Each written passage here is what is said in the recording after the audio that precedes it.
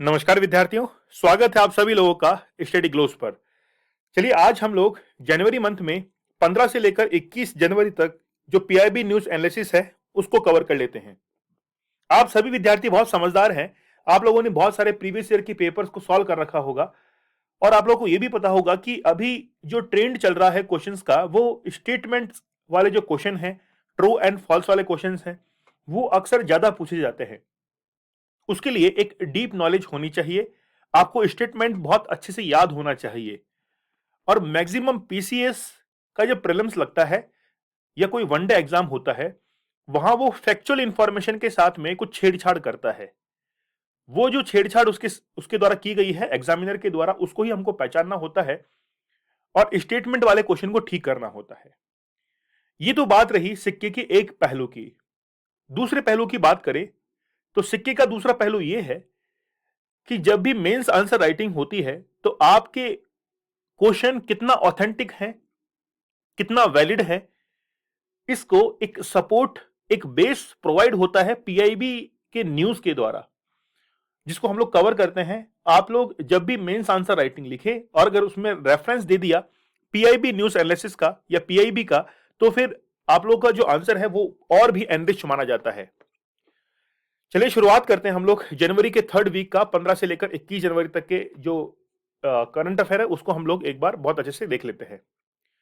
मेरा इंस्टा जो हैंडल है वो है दीपक इंदौरा 021। आप लोग यहां पर इसको ज्वाइन कर सकते हैं। इसके साथ में ही दीपक इंदौरा ऑफिशियल, ये मेरा टेलीग्राम चैनल है। यहां पर आप लोगों को लेक्चर की पीडीएफ तो मिलेगी ही, साथ में लेक्चर्स के नोटिफिकेशंस भी आप लोगों को अवेलेबल हो जाते हैं। चलिए जिन टॉपिक्स को हम लोग डिस्कस करेंगे उसमें सबसे पहले देखेंगे कि वाकई में तमिलनाडु के अंदर राज्यपाल और मुख्यमंत्री के बीच में आखिरकार ऐसा क्या हुआ है कि दोनों के बीच में कोई दरार जो है वो पड़ गई है। मुख्यमंत्री ने जो बात कही, मंत्री परिषद के द्वारा जो अभिभाषण तैयार किया गया, स्पीच तैयार की गई, राज्यपाल ने उसको क्यों मिस कर दिया, उसकी कुछ पैराग्राफ्स को क्यों मिस किया, जानेंगे वजह इसकी क्या है। फिर हम लोग देखेंगे कि कतर और इंडिया के जो रिलेशंस हैं वो अब एक नई डायमेंशन को जो है उसके तरफ बढ़ रहे हैं। लेकिन इसके बीच में एक छोटा सा एक ब्रेक आ गया जब भारत के कुछ सैनिक जो थे, उसमें रिटायर सैनिक भी थे, उनको कतर कतर के द्वारा जो है वो अरेस्ट कर लिया गया।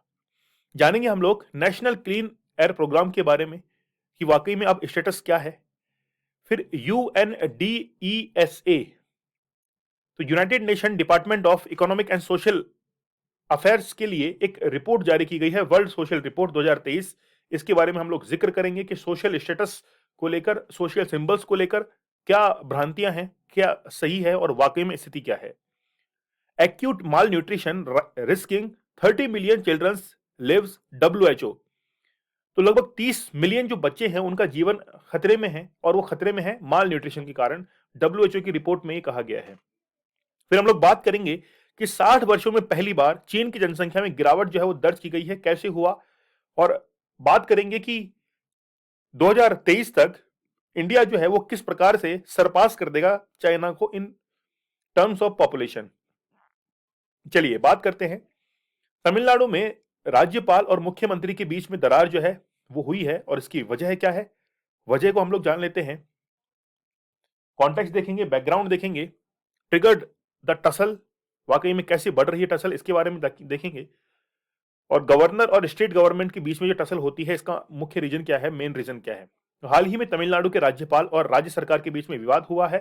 तमिलनाडु विधानसभा में बहुत ही एक जो है अनप्रेडिक्टेबल एक दृश्य जो है वो देखने को मिला है, जिसमें राज्यपाल ने सदन में अपना जो स्पीच है वो प्रस्तुत किया, लेकिन कुछ पैराग्राफ्स उसके अंदर छोड़ दिए। उन्होंने राष्ट्रीय और क्षेत्रीय दिग्गजों के संदर्भ में वाक्यांश शासन के Dravidian model of governance, he skip describing Tamil Nadu as a heaven of peace in terms of the law and order situation, its ability to attract foreign investment etc. तो जो भी विदेशी निवेश है उसको अट्रैक्ट करने के लिए तमिलनाडु को शांति का स्वर्ग कहा गया। द्रविडियन जो शासन मॉडल है इसको, इन बातों को जो है वो क्या किया गया, इसके अंदर स्किप किया गया, जानबूझ के किया गया या फिर हो सकता है गलती भी हो सकती है।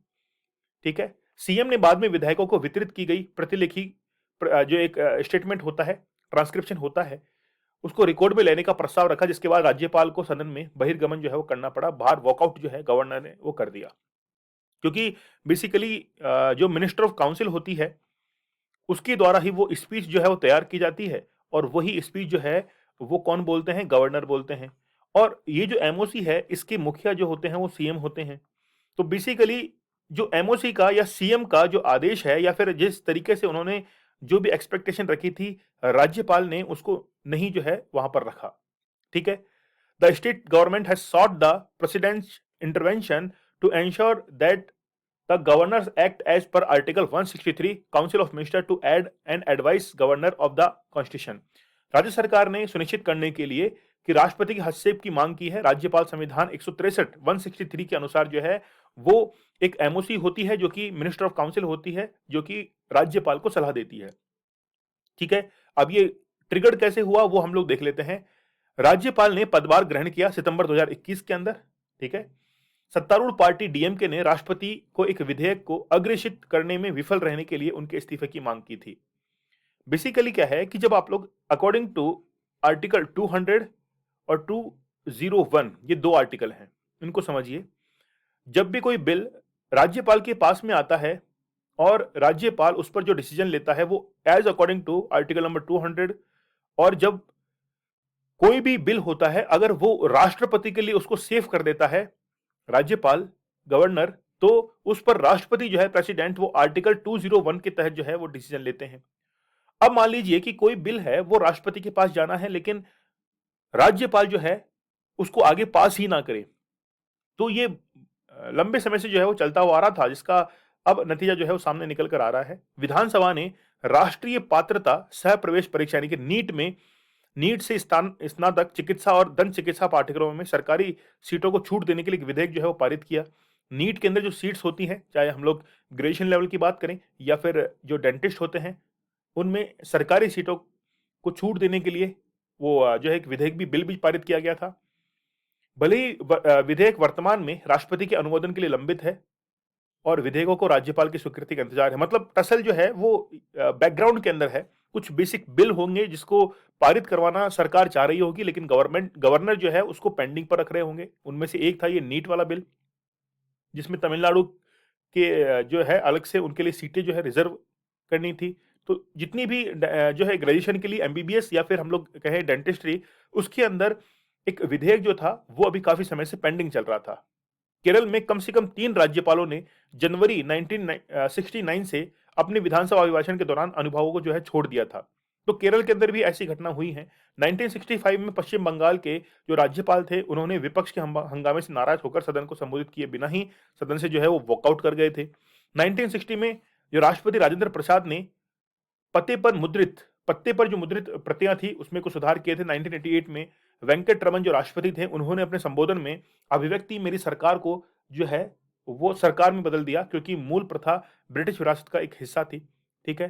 पूर्व राष्ट्रपति प्रणब मुखर्जी 2012 से 2017 तक रहे थे। उन्होंने भी उपयुक्त मंचों पर सुझाव देने से परहेज नहीं किया, लेकिन उनके भाषणों में कभी विवाद पैदा नहीं हुआ था, है ना। नहीं तत्कालीन सरकार को शर्मिंदा भी होना पड़ा। तो एक राष्ट्रपति एक जो है वो न्यूट्रल एक पोस्ट होती है, जिसको हम लोग कहते हैं कि ये एक डिजॉर एक पद होता है ना।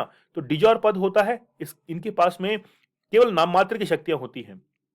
तो और पॉलिटिक्स से जो है बिल्कुल बैलेंस बनाकर चलते हैं, दूर ही रहते हैं, निष्पक्ष पद ये कहलाता है। तो प्रणब मुखर्जी ने कई बार जो है पॉलिटिकल जितने भी मंच थे उसमें पार्टिसिपेट तो किया, लेकिन कभी कुछ ऐसा कुछ कहा नहीं जिससे कोई विवाद, डिस्प्यूट जो है वो क्रिएट हो जाए। अब बेसिकली कंक्लूजन ये है कि राज्यपाल अगर चाहे तो एमओसी जो है उसको कह सकते हैं कि आप जो है स्पीच के अंदर थोड़ी सुधार कर लीजिए, उसमें जो है कोई परिवर्तन करना हो, अमेंडमेंट करना हो तो उसके लिए कह सकते हैं। लेकिन फिर भी कैबिनेट जो होती है उसका निर्णय हमेशा अंतिम होता है, और जब कैबिनेट ने एक बार गवर्नर को वो स्पीच भेजी दी है तो फिर गवर्नर को वो पढ़नी पड़ती है। लेकिन गवर्नर अपनी खुद की मन मर्जी से उसको चेंज नहीं कर सकते, है ना। तो यहां पर कुछ पैराग्राफ जो थे वो गवर्नर के द्वारा छोड़ दिए गए थे।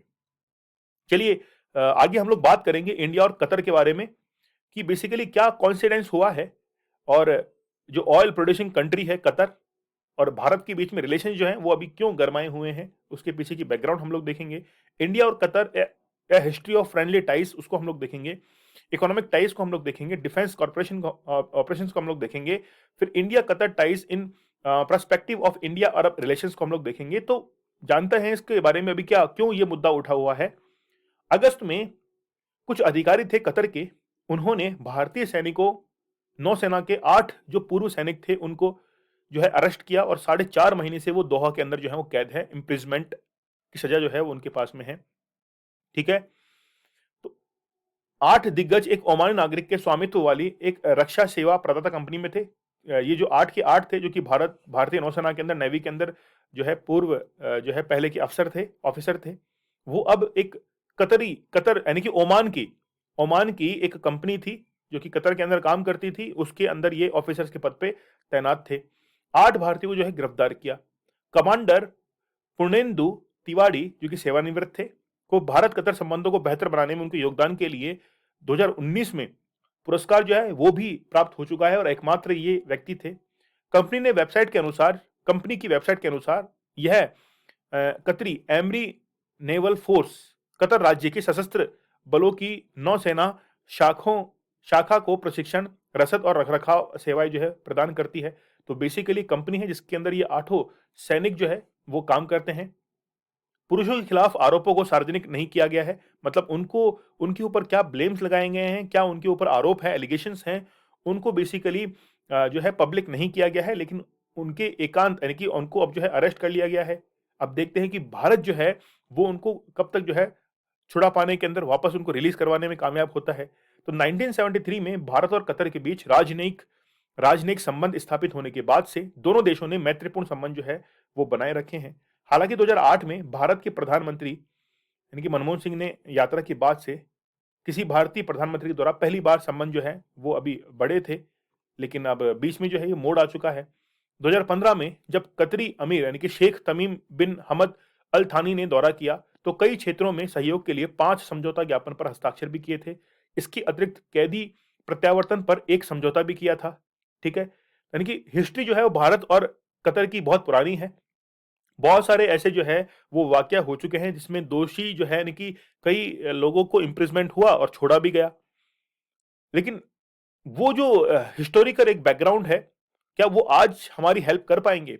तो पिछले साल यानी कि पिछले साल दोनों पक्ष 2023 में 2022 में राजनयिक संबंधों की स्थापना 50वीं वर्षगांठ जो है उस पर सहमत हुए थे। अभी रिसेंटली बेसिकली क्या हुआ है कि जनवरी की बात है कि 50 वर्ष जो है दोनों के रिलेशंस को हो गए थे और टोटल 50 जो एनिवर्सरी है वो रिसेंटली सेलिब्रेट की है। यह कतर का सबसे बड़ा प्रवासी समूह है जिसमें लगभग 80,000 यानी कि 8 लाख भारतीय होने का अनुमान है। ठीक है, वे विभिन्न क्षेत्रों में योगदान दे रहे हैं जिनमें से सबसे अधिक दिखाई देने वाली परियोजनाएं कतर 2022 फीफा वर्ल्ड कप से संबंधित हैं। तो फीफा वर्ल्ड कप जब हुआ था तो उसमें जो है बहुत न्यूज स्प्रेड हुई थी कि कतर के अंदर जो है यानी कि फीफा के अंदर भारतीयों मजदूरों का खून है ना, ऐसे ब्लड वाली जो है बहुत सारी वहां पर अटकलें जो है वो लगाई जा रही थी।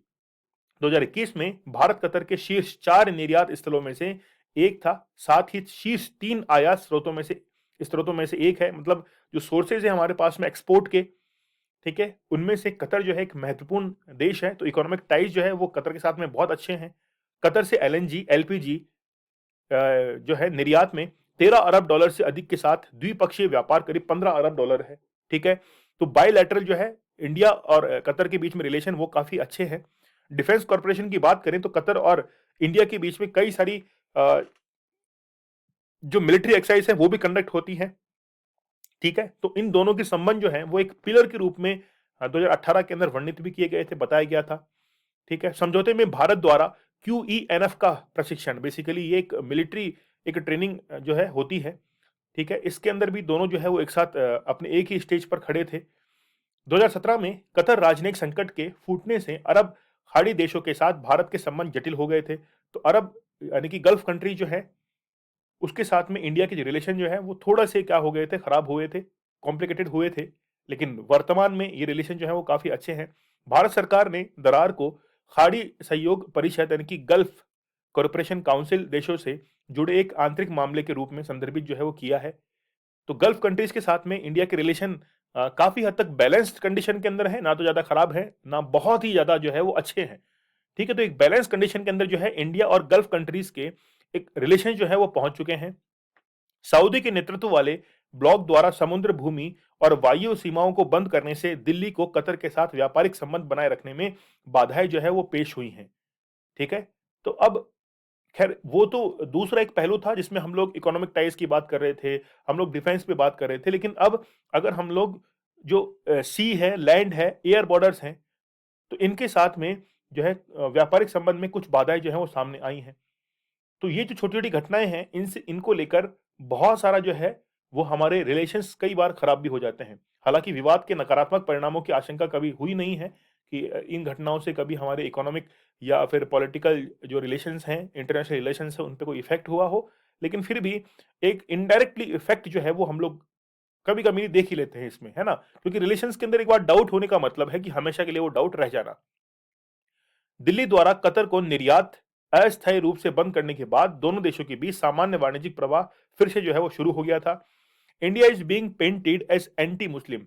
अब देखिए यहां पर सबसे बड़ी बात है कि भारत को जिस परिप्रेक्ष्य देखा जाता है, वो एक तरीके से एक छवि भारत की बनी हुई है कि भारत जो है वो एंटी मुस्लिम है, लेकिन ऐसा है नहीं, क्योंकि भारत के अंदर धर्मनिरपेक्ष राष्ट्र भारत है। सभी धर्मों को बराबर जो है तवज्जो दी जाती है। रिश्ते की पहली बड़ी परीक्षा 2017 के बाद, यानी कि सबसे बड़ा फर्स्ट मेजर टेस्ट जो है वो हुआ था 2017 के बाद।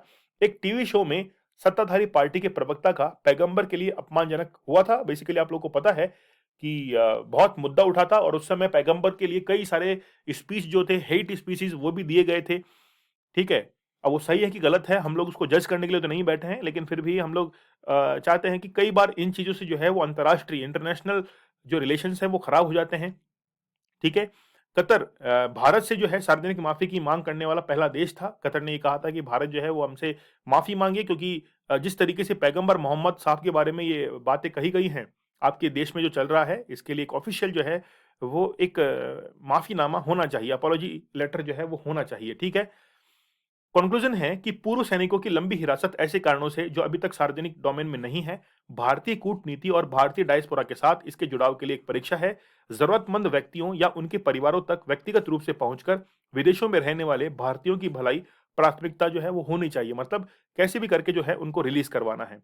तो ये बेसिकली एक गल्फ जो है पर्शियन पेनिनसुला रहा है, जहाँ पे काफी सारे देश जो है वो बसे हुए हैं, इनमें से कतर भी जो है वो एक देश है और इसकी कैपिटल क्या है, दोहा है। ठीक है? तो ये बिल्कुल पूरा का पूरा क्या है, एक लैंड एरिया है जिसमें कतर जो है वो बिल्कुल किनारे पर यहाँ पर स्थित है। और ये क्या है, गल्फ है, पर्शियन गल्फ यहाँ पर स्थित है। ठीक है? चलिए, तो यूएई इसका एक नेबरिंग कंट्री है और यहाँ पर आप लोग देख सकते हैं कि बहरीन, फिर कुवैत, कुवैत सिटी, ईरान, ये सब जो है, और यहाँ पर भारत के रिलेशन जो है वो कतर के साथ में ठीक-ठाक रहे हैं, बैलेंस कंडीशन जो है वो रही है। चलिए आगे हम लोग देखते हैं नेशनल क्लीन एयर प्रोग्राम के बारे में। क्या कॉन्टेक्स्ट है, ठीक है? फिर एनसीएपी के बारे में हम लोग बात करेंगे, क्या ऑब्जेक्टिव है? ये तमाम चर्चाएँ जो है वो हम लोग इस कॉन्टेक्स्ट में करते हैं। केंद्र द्वारा राष्ट्रीय स्वच्छ वायु अभियान अभियान शुरू किए जाने के 4 साल के बाद विशेषज्ञों ने पाया है कि प्रगति थोड़ी धीमी रही है। मतलब एयर पॉल्यूशन को हम लोग जिस रफ्तार से कम करना चाहते हैं, उस रफ्तार से कम नहीं हुआ है। दिल्ली के अंदर आप लोगों ने देखा होगा कि बहुत सारे एयर फिल्टर्स जो है वो लगाए गए। गौतम गंभीर वो पहले ऐसे शख्स थे जिन्होंने अपनी कॉन्स्टिट्यूएंसी के अंदर एयर फिल्टर्स जो है वो बड़े-बड़े लगवाए थे। लेकिन जो सस्टेनेबल डेवलपमेंट गोल हैं 2015 के अंदर, जो पेरिस क्लाइमेट एग्रीमेंट के तहत 17 जो एसडीजी डिसाइड किए गए थे, उनको 2030 तक अचीव करना है। उनको अचीव करने में एक जो हमारा पॉइंट है, जो कि एनवायरनमेंट के लिए है, उसको हम लोग बहुत धीमी गति से जो है वो क्या कर रहे हैं, उसको अचीव कर पाएँगे। जनवरी 2019 में पर्यावरण, वन और जलवायु परिवर्तन मंत्रालय ने स्वच्छ वायु कार्य योजना तैयार करने के लिए राष्ट्रीय स्वच्छ वायु कार्यक्रम जो है एनएसीपी शुरू किया था। 2019 के अंदर जो है शुरू किया गया था national clean air programme NCAP को। ठीक है? एनसीएपी का लक्ष्य बेसिकली क्या है कि वार्षिक औसत परिवेश वायु गुणवत्ता मानक जो है उनको निकाला जाए। 2017 को आधार वर्ष के रूप में एकाग्रता की तुलना के लिए, कि 2017 को आधार वर्ष मान लिया और ये देखा जाएगा कि अब आगे से जो है कि 2017 की तुलना में कितना ज़्यादा सुधार हुआ है। जैसे पीएम 2.5 ये कण होते हैं, पीएम 10 होते हैं, तो ये पार्टिकुलेट मैटर 2.5 माइक्रो एमएम के कण होते हैं, जो कि हमारे एक स्वास्थ्य को, हेल्थ को काफ़ी ज़्यादा नुकसान पहुँचाते हैं। हमारे जो फेफड़े हैं, लंग्स हैं, उनके अंदर एल्वियोली एक फंक्शनिंग यूनिट होती है, वहां पर जाकर ये जम जाते हैं, जिसके कारण हमारे जो लंग्स हैं उनको पूरा प्रॉपर फंक्शन करने में प्रॉब्लम आती है। तो बेसिकली इनकी जो कंसंट्रेशन है उसके अंदर थोड़ी सी कमी जरूर दर्ज की गई है 2017 की तुलना में, और 2018 के अंदर ये पाया गया कि थोड़ा बहुत सुधार तो हुआ है, लेकिन उस हिसाब से नहीं हुआ, उस रेट से नहीं हुआ जो होना चाहिए। फिर इसकी इसके बाद में preparation of city specific action plan including measures to strength the monitoring network, reduce vehicular industrial emission and increase public awareness. तो निगरानी नेटवर्क को मजबूत करने, वाहनों, औद्योगिक उत्सर्जन को कम करने और सार्वजनिक जागरूकता को बढ़ाने के उपायों सहित शहर विशिष्ट कार्य योजना जो है वो तैयार करना है। ठीक है, मतलब इनके मैंडेट के बारे में हम लोग बात करें कि एनसीएपी जो प्रोग्राम है, बेसिकली इसका मैंडेट क्या है, क्या करना वो चाहता है, क्या उद्देश्य है, क्या ऑब्जेक्टिव है। तो implementation of city specific action plan, तो जो भी सिटी एक्शन जो प्लान है उसको इम्प्लीमेंट करना, और उसके लिए कई समितियां जो है वो बनाना।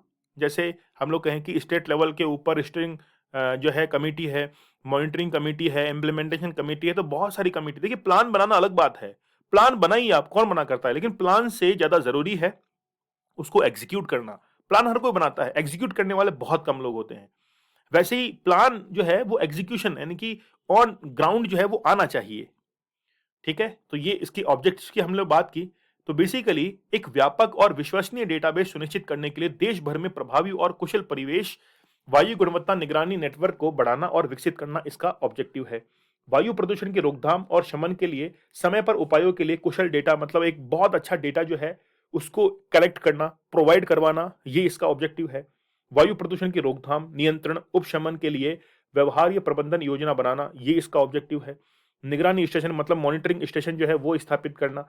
देश भर में स्थापित किए जाने वाले लक्षित 1500 मैनुअल निगरानी स्टेशनों में से 818 स्थापित किए जा चुके हैं।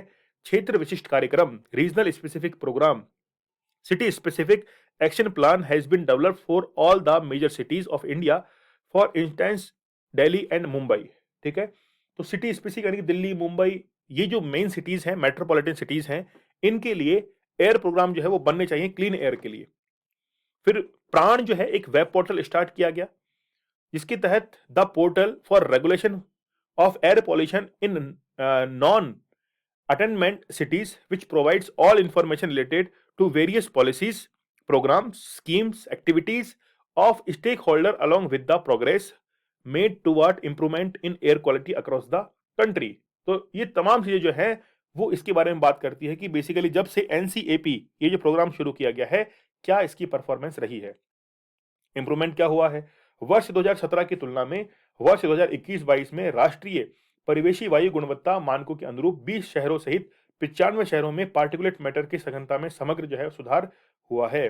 द इशू फेसिंग एनसीएपी, क्या इसके सामने इशू रहे हैं, बेसिकली अनसेटिस्फैक्टरी परफॉर्मेंस इसका रहा है, क्योंकि पीएम 2.5 और पीएम 10 ये जो दोनों प्रकार के पार्टिकुलेट मैटर हैं, जिस रेट से इनको रिड्यूस होना चाहिए था उस रेट से ये रिड्यूस नहीं हो पाए हैं। ठीक है, तो 2017 के आधार पर इनका जो है वो तुलना करते हैं तो 2019-2021 के बीच 43 में से केवल 14 शहरों ने अपनी पीएम 2.5 स्तर में 10% से उससे अधिक की कमी जो है वो दर्ज की थी। तो 2017 के आधार पर इसको क्या करते हैं, हम लोग काउंट करते हैं। दूसरी ओर 46 जो नॉन एनसीएपी जो सिटीज हैं, वहां पर क्या देखने को मिला कि 2019 और 2021 के बीच अपने वार्षिक पीएम 2.5 में 5% या इससे अधिक की गिरावट जो है उसमें महत्वपूर्ण सुधार जो है वो दर्ज किया गया। तो ये ज्यादा कोई खासा सुधार नहीं है, इसमें बहुत इंप्रूवमेंट की जरूरत है, ये बहुत धीमी गति से जो है वो सुधार हो रहा है, और अब 2023 जो है वो आ चुका है। ठीक है, तो पीएम 2.5 और पीएम 2. जो है पीएम 10 और पीएम 2.5 ये जो है ज्यादा खतरनाक है, इससे कई बीमारियां जो हैं वो प्रोड्यूस होती हैं। ठीक है, फंडिंग की प्रॉब्लम है, तो फंडिंग की प्रॉब्लम है, पैसा जो है इसके लिए अब ऐसा तो है नहीं कि केवल प्लान बनाने से सब कुछ एग्जीक्यूट हो जाएगा। इसके लिए आपको जो है वो धरातल के ऊपर इसका एग्जीक्यूशन जो है वो करना पड़ेगा। इसके लिए जितनी भी नई टेक्नोलॉजी है उसको इंट्रोड्यूस करना पड़ेगा, तकनीकी का विकास करना पड़ेगा, बड़े बड़े एयर फिल्टर जो है उनकी स्थापना करनी पड़ेगी, ग्रामीण शहरी क्षेत्रों को विभाजित करना। ठीक है, तो बेसिकली इसकी क्या है कि इशू है कि ग्रामीण के लिए अलग होता है, शहरों के लिए अलग होता है। बेसिकली अब क्या गांव और क्या शहर, सबके लिए एक जैसा ही प्लान जो है वो बना देना चाहिए, और सबके लिए जो है वो एक जैसा जो है एग्जीक्यूशन वो होना चाहिए। जबकि होता क्या है कि डिवाइड कर देते हैं, ग्रामीण के लिए अलग कर देते हैं, शहरों के लिए अलग कर देते हैं। ठीक है, इस प्रकार दोनों को विभाजित करती है, लेकिन दिल्ली जैसे शहर ग्रामीण वायु प्रदूषण से काफी प्रभावित हैं, इसलिए विशुद्ध रूप से शहर आधारित प्रयासों को कम अप्रभावी जो है वो बना रहे हैं। ठीक है, तो इसके बहुत सारे इश्यूज हैं जो अभी रिसेंटली फेसिंग किए जा रहे हैं। तो हमको देखना होगा कि 2019 में जो है संख्या कम थी जो है पॉल्यूशन की, लेकिन वो धीरे धीरे बढ़ती जा रही है। ठीक है, तो वास्तविक समय की निगरानी वाले लगभग एक चौथाई एनसीएपी शहर न्यूनतम डेटा पूर्णता आवश्यकता को पूरा नहीं करते हैं। ठीक है, 2021 में 63 एनसीएपी शहरों में से 15 जो है ने न्यूनतम डेटा पूर्णता आवश्यकता को पूरा नहीं किया था। ठीक है, 24 दिनों के वैध जो है 60 दिन, यानी कि बेसिकली क्या है, 24 आवर्स हैं, दिन नहीं है, ये घंटे हैं। ठीक है, प्रत्येक तिमाही में घंटे का जो है वो मान है। एंड बेसिकली इसको आप लोग कंक्लूजन को समझिए, सीधी सीधा ये है कि बहुत सारे ऐसे शहर हैं जिन्होंने जो मिनिमम क्राइटेरिया है उसको इसके अंदर फुलफिल किया, उसको अचीव किया था। ठीक है, इसके साथ में अगर हम लोग देखें no carrying capacity studies, none of the 132 non attainment cities has completed their carrying capacity studies. Carrying capacity is the reason ability to accumulate and disperse emission while maintaining breathable air quality। मतलब जो जिस हवा के अंदर हम लोग सांस ले सकते हैं उसमें गुणवत्ता क्वालिटी जो है वो होनी चाहिए। लेकिन ये PM2.5 PM10 जो कण है उनको जो है वो हैंडल करना बड़ा मुश्किल हो रहा है। तो बहुत सारे ऐसे मेट्रोपॉलिटन सिटीज हैं जहां पर वायु की गुणवत्ता जो है उसको बनाए रखते हुए उत्सर्जन को कम करने और फैलने की क्षमता जो है, यानी कि एमिशन जो है, जैसे कार्बन एमिशन है, अब उसको कंट्रोल करेंगे तभी तो एयर क्वालिटी जो है इंप्रूव होगी। अब कंक्लूजन ये है कि यह महत्वपूर्ण है कि एनसीएपी को अगले दशक में डब्ल्यूएचओ के दिशा निर्देशों के स्तर के बराबर सांस लेने योग्य हवा प्राप्त करने के लिए अंतरिम डब्ल्यूएचओ और दीर्घकालीन लक्ष्य निर्धारित करते समय जिम्मेदार अधिकारियों पर कानूनी रूप से बाध्यकारी बनाया जाए। ठीक है, तो मतलब जो भी आप लोग प्रोविजन बना रहे हैं उसको बाध्यकारी बना दीजिए, इस मोर देन सफिशिएंट होगा।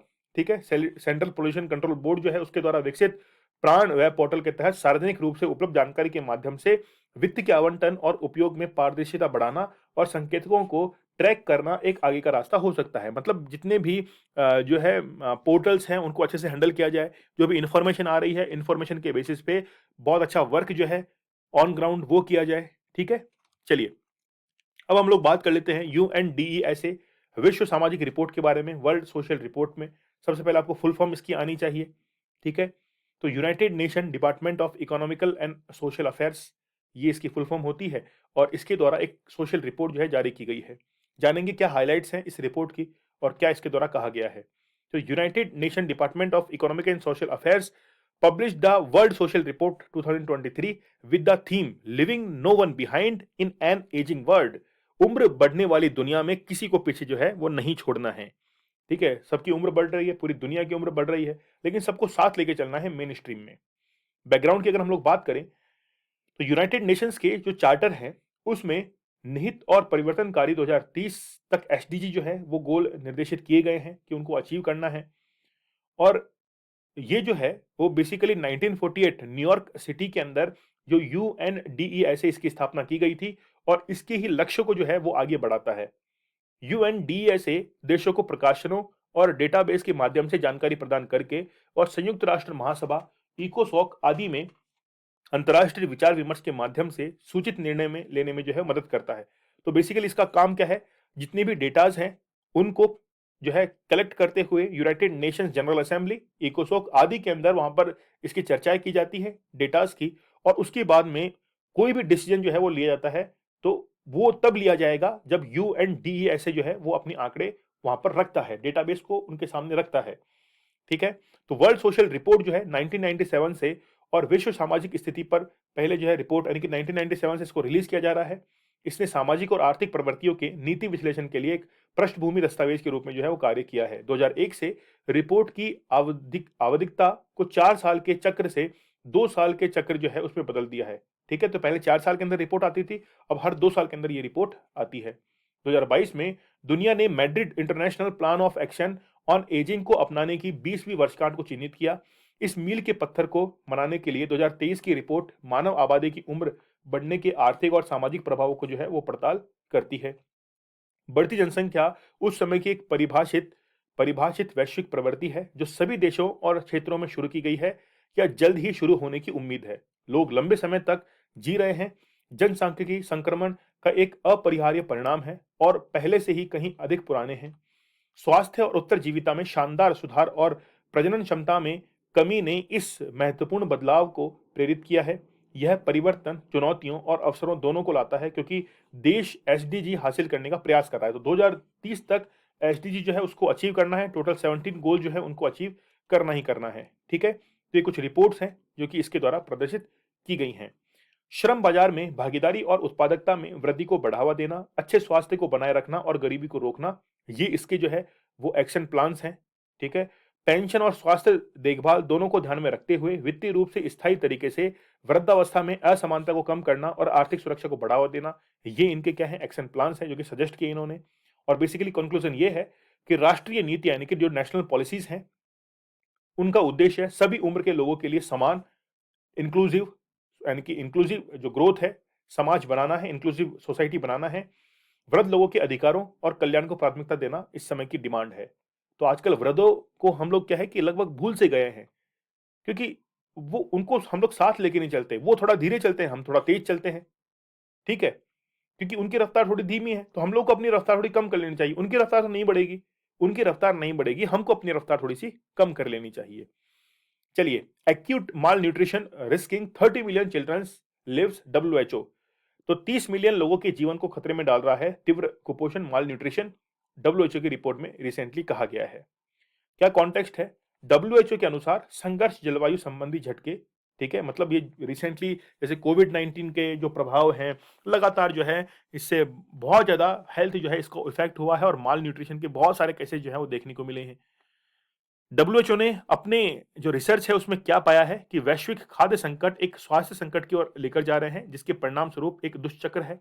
कुपोषण बीमारी की ओर जो है जाता है और बीमारी कुपोषण की ओर ले जाती है। यानी कि जब किसी कोई बीमार होता है तो माल न्यूट्रिशन का शिकार हो जाता है और जो माल न्यूट्रिशन का शिकार है उसके कोई ना कोई बीमारी लग जाती है। वेस्टिंग मतलब भूखा रहना।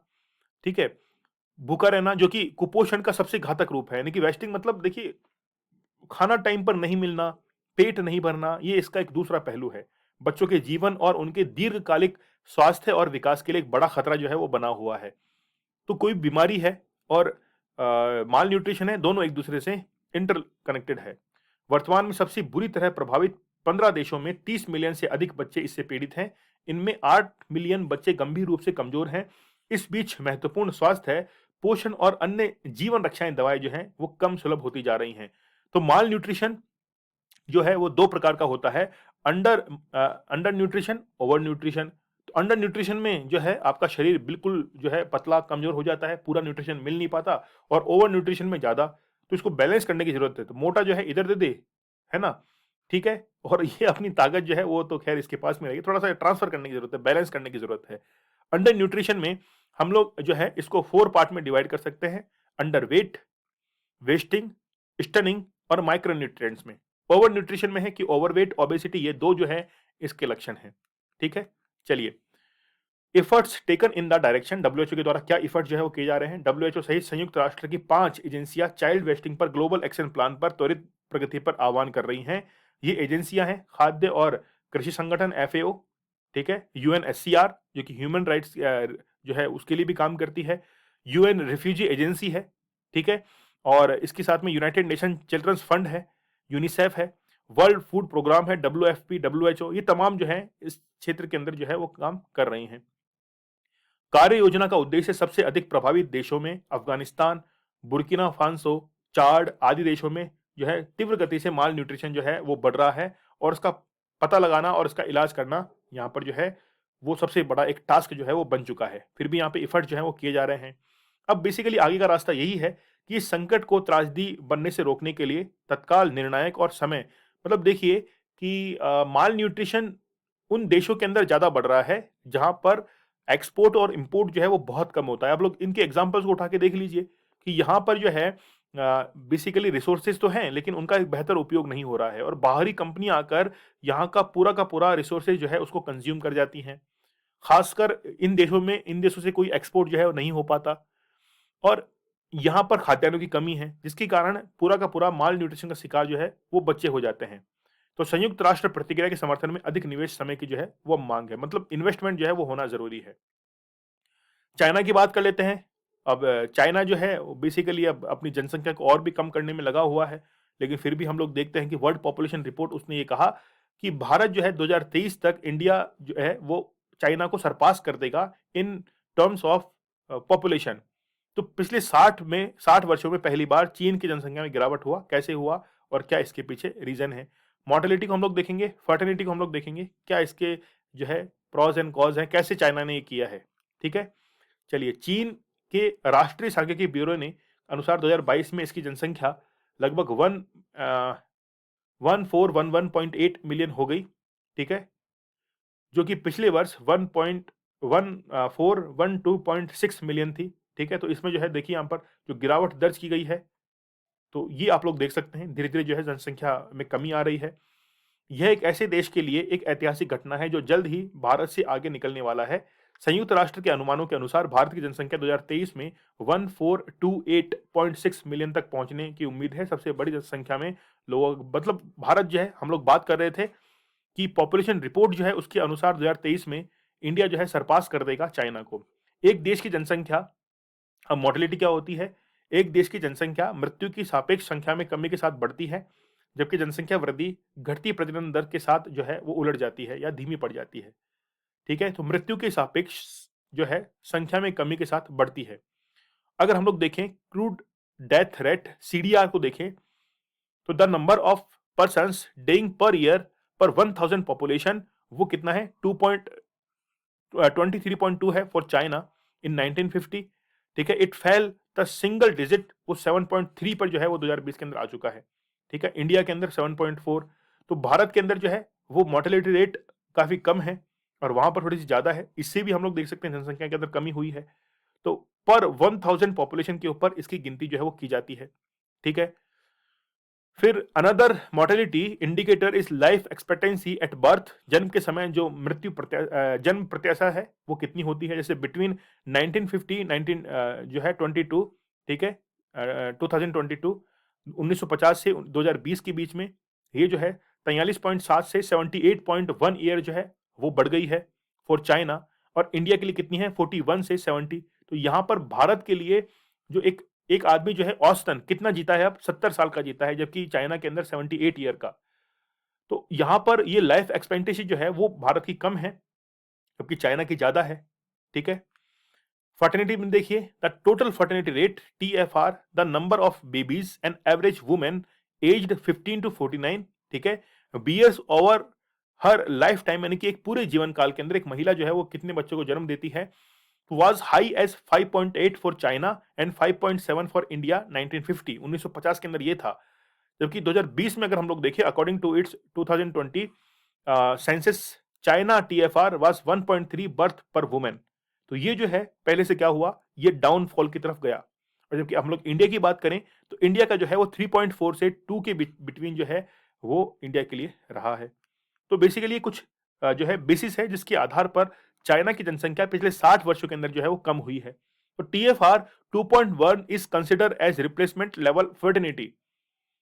A woman having two children replace herself and her partner with two new lives। तो बेसिकली दो बच्चों वाली एक महिला अपने और अपने साथी को दो नए जीवन जो है, ठीक है, उसके साथ में वो अपना जीवन बिताती है। तो फर्टिलिटी रेट, मोर्टेलिटी रेट, इसमें जो है काफी हद तक परिवर्तन आया है। Why India population increasing while China shrinking, China की जनसंख्या कम क्यों हो रही है, इंडिया की बढ़ क्यों रही है, इसके पीछे ये सारा हमने देखा। तो China's one child policy, China ने 1980 से लेकर 2015 तक वन चाइल्ड पॉलिसी जो है इसको अपनाया है, क्योंकि उनके एक एक जो है वो एक एक जो है वो बेटा या बेटी होते हैं, जिसको भी वो जो है वो सेना के अंदर लड़ने के लिए भेज देते हैं।